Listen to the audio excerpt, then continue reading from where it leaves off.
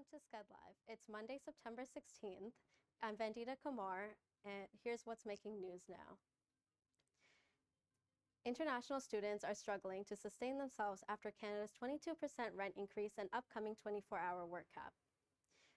Esmeralda Garcia, a student from Humber's Marketing Diploma program, says within a year, her rent increased from $1,900 to $2,500. The rent increase guideline for 2025 is 2.5%, but does not apply to buildings constructed after November 15, 2018.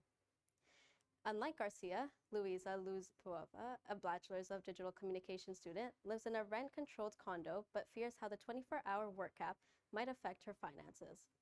Federal Minister of Immigration, Refugees and Citizenship, Mark Miller, announced this new government rule in Ottawa last April, hoping to start this fall.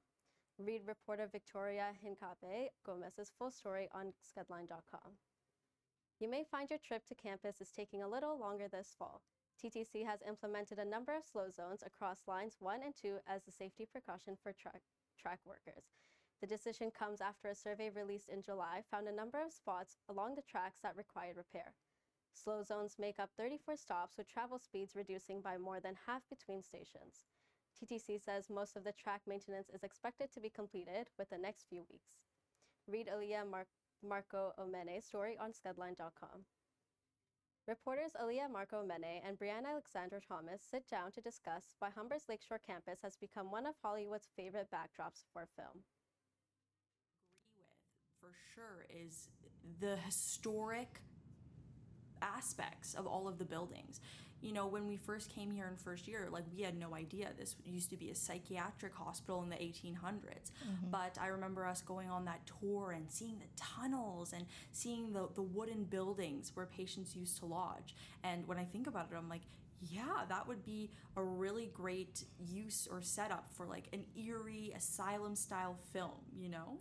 Yeah, I feel like it does have that, but it also has the To listen more of the podcast, be sure to check it out on SkedPod on our website. Toronto Mayor Olivia Chow is pushing for faster flood prevention measures after a severe storm this summer. The storm that caused extreme damage across Toronto on July 16th was a rare 100-year event that led to $940 million in damage. Chow is pushing for faster flood prevention measures. The city is spending over $3 billion on stormwater management as Toronto's old sewer system can't handle extreme rainfall. The bypass, which the city estimates will be completed by 2026.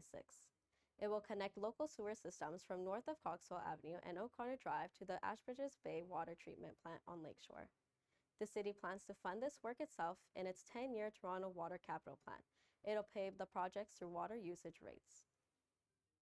A man has been taken into custody after an attempted assassination on Republican presidential nominee Donald Trump. This marks the second attempt on Trump's life in 2 months. Authorities say a Secret Service agent spotted a rifle aimed from his fence at Trump's International Golf Club in Florida Sunday morning. Ryan Wesley Roth, 58 years old, was taken into custody Sunday after being stopped on the highway. Ruth will appear in federal court this morning. Members of Parliament are back in Ottawa today for the first time since June. Conservative leader Pierre Poilievre is expected to present a motion of non-confidence aimed at destabilizing Trudeau's minority government. This move aims to force a general election soon. This comes after NDP leader Jagmeet Singh ended his party supply and confidence agreement with the Liberals 2 weeks ago.